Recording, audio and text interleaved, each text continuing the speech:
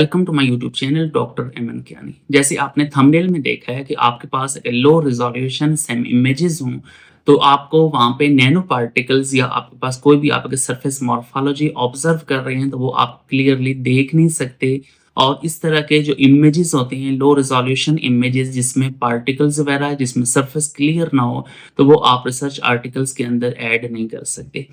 ना थीसिस में आप ऐसे इमेजेस को चला सकते हैं, ना आप रिसर्च पेपर के अंदर इनको चला सकते हैं। और अगर आप ऐड कर भी दें तो जर्नल में एडिटर या आपका पेपर रिजेक्ट कर देगा या रिव्यूअर आपका पेपर रिजेक्ट कर देगा। सो ऐसी सिचुएशन में आपके पास दो ही ऑप्शंस हैं, या तो आप सेम इमेज दोबारा लें या आप दोबारा कैरेक्टराइजेशंस कराएं, लेकिन उसके लिए आपको एक्स्ट्रा पेमेंट करनी पड़ेगी। दूसरा ऑप्शन ये है कि मैं आपको एक ऐसा सॉफ्टवेयर बताना जा रहा हूँ कि इस सॉफ्टवेयर की मदद से आप इजीली सेम इमेजेस को मॉडिफाई कर सकते हैं, सेम इमेजेस की क्वालिटी को आप इम्प्रूव कर सकते हैं। तो आप थंबनेल में अगर कंपैरिजन देखें तो कितना ह्यूज डिफरेंस है कि आपके पास अगर नैनो पार्टिकल्स क्लियर नजर नहीं भी आ रहे, तो इस सॉफ्टवेयर की मदद से उन इमेजेस को आप बिल्कुल क्लियर कर सकते हैं, उन इमेजेस को आप हाई रेजोल्यूशन इमेजेस में कन्वर्ट कर सकते हैं।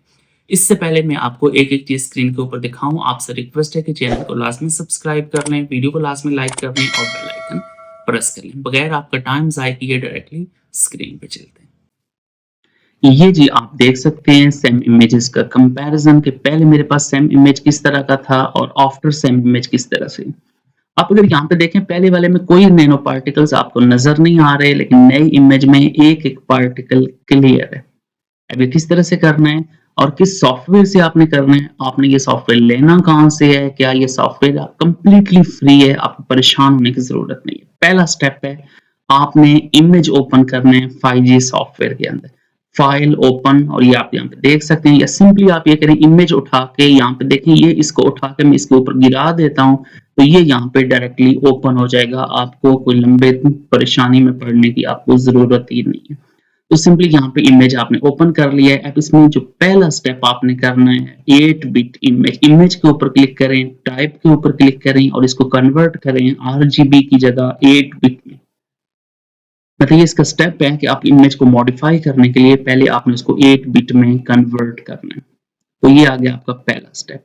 उसके बाद अब सेकंड स्टेप में आप ये कर सकते हैं कि आपको इमेज की अगर कोई जगह क्रॉप करनी है, आपको अगर एक्स्ट्रा रीजन है, कोई साइड आपको अच्छी नहीं लग रही इमेज की, वो आपने क्रॉप करनी है, सिंपली आप सिलेक्शन टूल लें, ये जो स्केल टूल है सबसे लेफ्ट के ऊपर, ये टूल लें। उसके बाद इमेज के ऊपर क्लिक करें और यहाँ पे क्रॉप की ऑप्शन आती है। तो ये देखिए आपका इमेज क्रॉप हो गए, तो मतलब जहाँ पे जो एक्स्ट्रा रीजन थे वो सारे के सारे इसमें क्रॉप हो जाएंगे। नेक्स्ट जो स्टेप है उसमें आपने ये करना है इमेज और अपने ब्राइटनेस एडजस्ट करनी, इमेज एडजस्ट और वहां पे ब्राइटनेस या कंट्रास्ट की ऑप्शन है। अब यहाँ से आप मैनुअली भी एडजस्टमेंट कर सकते हैं, लेकिन मैनुअली से आपका इमेज खराब हो सकता है, कुछ ज्यादा ही चेंजेस आ सकती हैं। सो आप ऑटो पे क्लिक करें, ये जो ऑटो का ऑप्शन है, ऑटो पे क्लिक करें तो वो खुद ब खुद इमेज और खुद ब खुद वो brightness, contrast, each and everything वो एडजस्ट कर लेगा। ये मैंने कर लिया जी अप्लाई, और इसके बाद ये देखें आपके इमेज की जो ब्राइटनेस थी वो काफी हद तक इंप्रूव होगी। देखिए पहले इमेज और नए वाले में डिफरेंस देखें, इसमें पार्टिकल्स काफी हद तक क्लियरली विजिबल हो गए। अब आपकी इमेज के अंदर जो नैनो पार्टिकल्स हैं वो काफी हद तक आपको क्लियर नजर आएंगे। उसके बाद हम चलते हैं जी प्रोसेस, और वहां पे इनहांस कंट्रास्ट की ऑप्शन है, प्रोसेस इनहांस कंट्रास्ट। यहाँ पे भी आपको मैनुअली कुछ करने की जरूरत नहीं है, आप सिंपली इसमें नॉर्मलाइज वाला चेक बॉक्स आप क्लिक करें और उसके बाद आता है गायन ब्लर। प्रोसेस, प्रोसेस के अंदर फिल्टर, फिल्टर के अंदर गायन ब्लर की ऑप्शन है। गायन ब्लर में भी आप अगर यहाँ पे इसकी वैल्यू डिफरेंट आप ट्राई कर लें, लेकिन सूटेबल वैल्यू 2 पे मैंने देखा है कि बेहतर रिजल्ट आता है, या आप इसको 1 से 2 के दरमियान रख सकते हैं। इसको मैं कुछ कम वैल्यू 0.5 कर लेता हूँ। ये देखिए 0.5 पे 2 पे ज्यादा ही वो ब्लर सा हो गया था, 0.5 हम ट्राई कर लेते हैं, डिफरेंट वैल्यूज हम चेक कर लेते हैं।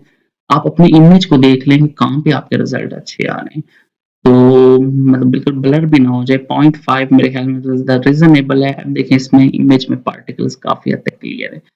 इसमें एक और स्टेप है फिल्टर्स, और वहां पे ऑप्शन आते हैं अनशार्प मास्क, अनशार्प मास्क। इसको आप प्रीव्यू में टिक कर लें और यहाँ पे आप डिफरेंट वैल्यूज ट्राई कर लें, जहाँ पे आपको लगे कि आपका इमेज ज्यादा क्लियर हो गया है वो वाली वैल्यूज आप यहाँ पे डाल सकते हैं। सपोज़ मैं 2 वैल्यू ट्राई कर लेता हूँ और उसके अलावा यहाँ पे डिफरेंट और वैल्यूज़ मैं 1 करके ट्राई कर लेता हूँ और मास्क वेट में भी डिफरेंट वैल्यूज़ ट्राई कर लेता हूँ। देखते हैं कहाँ पे मेरे पास जो अच्छा रिज़ल्ट आता है। ताकि इमेज आपका क्लियर हो, आपके जो पार्टिकल्स हैं, आपके जो नैनो पार्टिकल्स हैं, वो ज़्यादा क्लियरली आपको विज़िबल हों। तो आपका अल्टीमेट टास्क तो यही है कि आपके जो पार्टिकल्स हैं, वो आपको क्लियरली नज़र आने चाहिए। तो ये आप अगर आप चेक करें, इसके बाद हम लॉ इसमें एक और हम कर सकते हैं रिसर्च पेपर के लिए हम इसमें स्केल बार ऐड कर सकते हैं। एनालाइज टूल्स और टूल्स के अंदर स्केल बार की ऑप्शन है। अब स्केल बार में आप चेक कर सकते हैं, यहाँ पे बहुत सारे ऑप्शंस हैं। आप इसमें black background, blue background, yellow background ये तमाम आप खुद ट्राई कर सकते हैं। ये चीज़ें आप खुद एक्सप्लोर करते रहें। इसमें ये जैसे वीडियो लेंथी हो जाती है, आप इसमें से डिफरेंट कलर आप ट्राई कर सकते हैं। जैसे ये येलो कलर है, तो आप उस हिसाब से फिर टेक्स्ट का कलर कोई अच्छा सा आप चूज़ कर लें। डार्क ग्रे कलर है,